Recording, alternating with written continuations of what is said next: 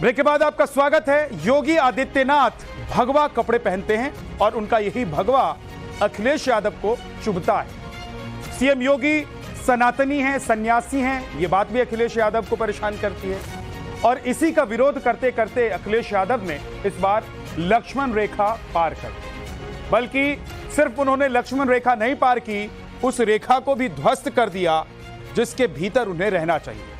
आखिर किस मंशा के साथ अखिलेश यादव ने योगी के भगवा कपड़ों पर सवाल उठाया, उसे आपको दिखाते हैं एक रिपोर्ट।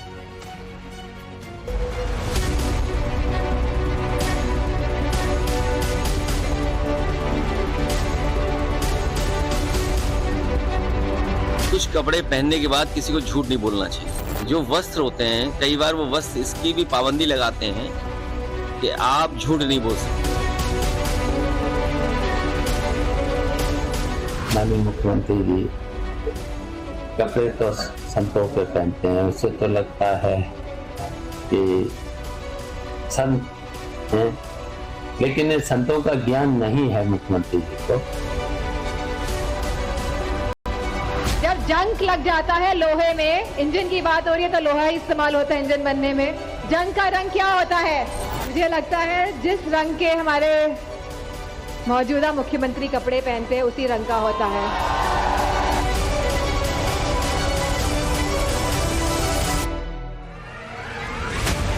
मुख्यमंत्री योगी आदित्यनाथ के भगवा कपड़ों से मुलायम फैमिली की नफरत का सबूत है ये बयान। चिढ़ इतनी ज्यादा है कि मौका कोई भी हो, चाचा से लेकर भतीजे तक सब सीएम योगी के पहनावे पर अटैक करते हैं। मैं कह सकता हूं मैं भगवाधारी हूं। मुद्दा अखिलेश वर्सेस योगी सरकार में नौकरियों का था, लेकिन अखिलेश ने उसे योगी के कपड़ों से जोड़ दिया। सवाल यह है कि क्यों, जबकि ये बात अखिलेश भी जानते हैं कि भगवा वस्त्रों को पहनकर योगी ने यूपी को कानून व्यवस्था में टॉप पर पहुंचा दिया। भगवा कपड़े पहनने वाले योगी ने ही सबसे ज्यादा शहरों में मेट्रो दौड़ाने वाले राज्य में यूपी को अव्वल बना दिया। ये योगी का ही कमाल है कि यूपी देश की दूसरी सबसे बड़ी अर्थव्यवस्था बन गई। ईज ऑफ डूइंग रैंकिंग में यूपी को दूसरे नंबर पर भगवाधारी योगी की बदौलत ही जगह मिली। विकास के कई और पैमानों में योगी ने मिसाल कायम की है, फिर सीएम योगी के कपड़ों पर अखिलेश का तंज क्यों? कहीं ये हिंदू धर्म का विरोध तो नहीं, कहीं संत समाज की खिलाफत तो नहीं, और इसके जरिए अखिलेश मुस्लिम वोट बैंक को मैसेज देने में तो नहीं जुटे? क्योंकि राम मंदिर का विरोध करने वाले अखिलेश फैजाबाद की जीत के बाद 7वें आसमान पर है। उन्हें लगता है कि हिंदू धर्म का विरोध, योगी के कपड़ों का विरोध उन्हें 2027 में जीत दिला सकता है। कुछ कपड़े पहनने के बाद किसी को झूठ नहीं बोलना चाहिए।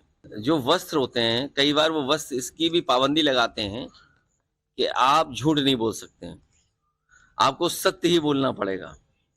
तो कम से कम अगर वो खुद नहीं बोल सकते हैं तो उन कपड़ों का ख्याल रखें जो उन्होंने वस्त्र धारण किए हैं।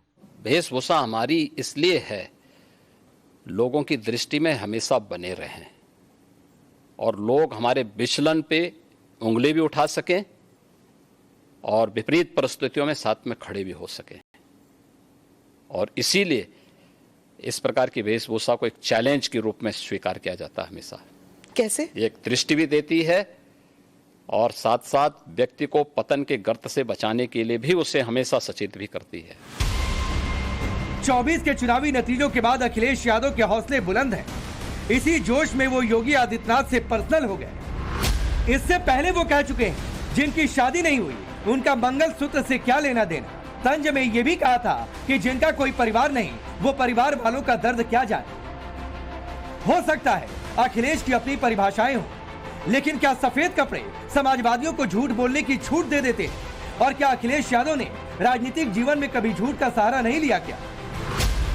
अभी 7 जुलाई को ही अखिलेश ने दावा किया कि बेरोजगारी से परेशान एक शख्स ने सुसाइड कर लिया, जबकि आत्महत्या करने वाले शख्स के ससुर ने अखिलेश के बयान को झूठा बता दिया। 2 जुलाई को अखिलेश ने संसद में कहा केंद्र ने उत्तर प्रदेश को कोई एक्सप्रेसवे नहीं दिया, जबकि फैक्ट यह है कि दिल्ली मेरठ एक्सप्रेसवे, गोरखपुर सिलीगुड़ी एक्सप्रेसवे और वाराणसी कोलकाता एक्सप्रेसवे मोदी सरकार की सौगात है। 2 जुलाई को ही अखिलेश ने कहा कि पीएम के गोद लिए हुए गांवों की तस्वीर बिल्कुल भी नहीं बदली, हकीकत यह है कि वाराणसी के जयपुर गांव का 10 सालों में नक्शा बदल चुका है।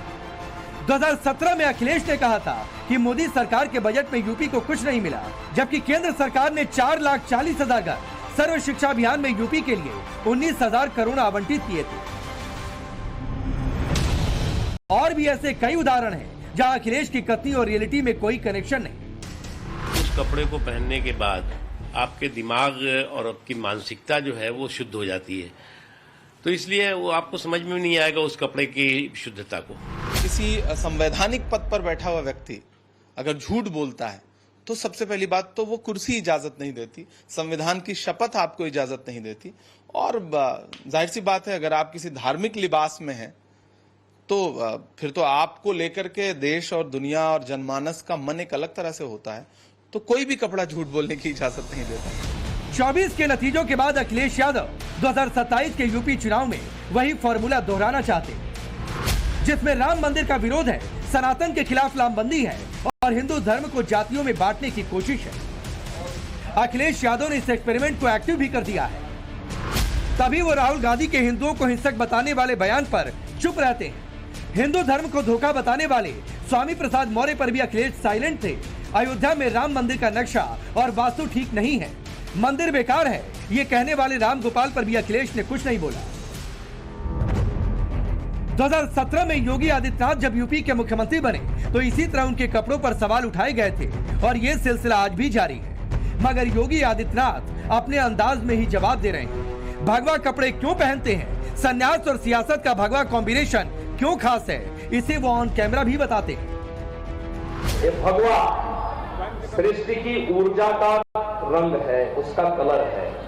सूर्योदय जब होता है ना, तो सूर्य की किरणें और भगवान सूर्य का कलर भी भगवा ही होता है। जो अग्नि हम सबकी ऊर्जा का कारण है, उसका रंग भी भगवा ही है। अखिलेश यादव की पार्टी ने ही एमवाई का नारा दिया और फिर उसे पीडीए में कन्वर्ट कर दिया। हालांकि दोनों ही फॉर्मूलों में मुस्लिम कॉमन फैक्टर है। समाजवादी पार्टी और कांग्रेस के गठबंधन को यूपी में 92% मुसलमानों ने वोट किया, जबकि बीजेपी का ये वोट सिर्फ 2% का रहा। जबकि 2019 में बीजेपी को 8% मुसलमानों का वोट मिला था। इसी नतीजे से उत्साहित अखिलेश यादव पॉलिटिक्स का ऐसा गियर लगा रहे हैं जिसमें टारगेट पर सनातन और भगवा होता है। वो राजनीति करें, भगवा पहन के क्या करना चाहिए क्या नहीं करना चाहिए। अखिलेश यादव कोई गुरु नहीं है जो बता रहे हैं कि वो भगवा पहन करके उनको ऐसा नहीं बोलना चाहिए, ऐसा नहीं बोलना चाहिए। अखिलेश यादव से अच्छा जो है सभी साधु संत भगवा का सम्मान जानते हैं, और अखिलेश यादव से करोड़ों गुना ज्यादा योगी जी को पता है भगवा का क्या सम्मान है। भगवा जो है वो शिष्टाचार का आधार है, भगवा सत्य का आधार है, भगवा क्षमा का आधार है, भगवा अहिंसा का आधार है। भगवा कभी अनार्यवत कर्म नहीं करता है और ना ही अनार्यवत कर्म करने की शिक्षा देता है।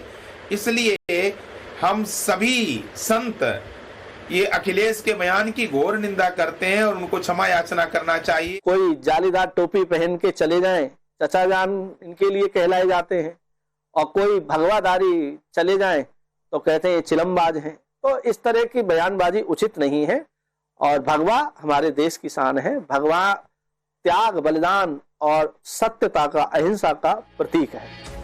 अखिलेश यादव साधु संतों से मुलाकात कर खुद को डिफेंड करते हैं।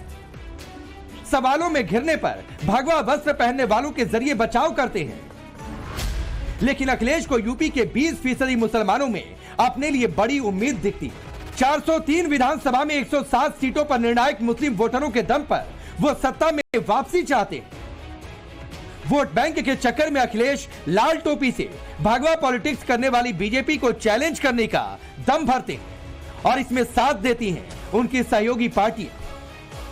समाजवादी पार्टी के नेता राजनीति में मर्यादाओं का सम्मान करते हैं, और मुझे लगता है कि जो उत्तर प्रदेश और देश में परिस्थिति है वो ये है कि जो जनमानस के मुद्दे हैं उन मुद्दों पे राजनीति होनी चाहिए, उन मुद्दों पे बात होनी चाहिए।